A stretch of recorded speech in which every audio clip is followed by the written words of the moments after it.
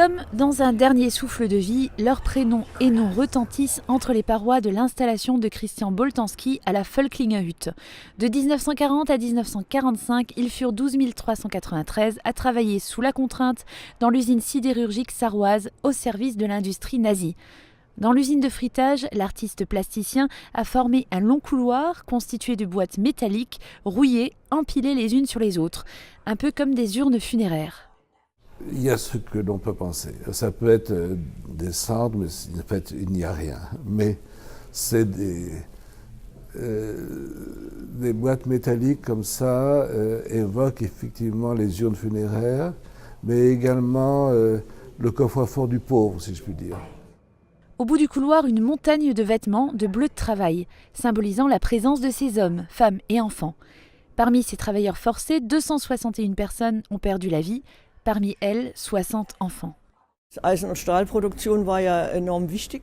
production de fer et d'acier était extrêmement importante pour les obus, les chars d'assaut, les canons. C'est ici que se fabriquait tout ce matériel. Les ouvriers allemands employés ont dû partir à la guerre, au combat. En tant que force spéciale armée, ils ont dû détruire des villages en Russie. Ils ont dû occuper la France, le Danemark. Pour remplacer cette main-d'œuvre, à partir du printemps 1942, on a fait systématiquement venir en Allemagne des travailleurs de pays occupés.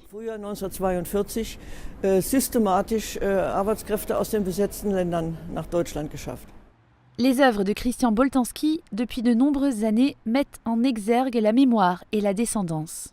L'oubli vient si vite. On a tous eu des grands-parents remarquables. Mais nous sommes les derniers à se souvenir d'autres générations aura oublié ces gens. Et donc, c'est une question naturellement qui n'a pas de réponse, mais qui est le fait de est-ce qu'on peut garder mémoire de tous nos ancêtres.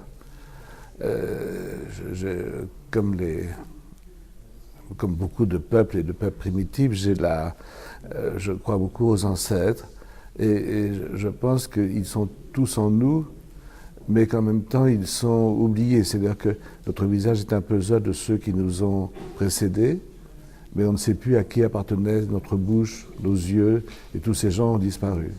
Pour l'artiste, chaque personne est exceptionnelle.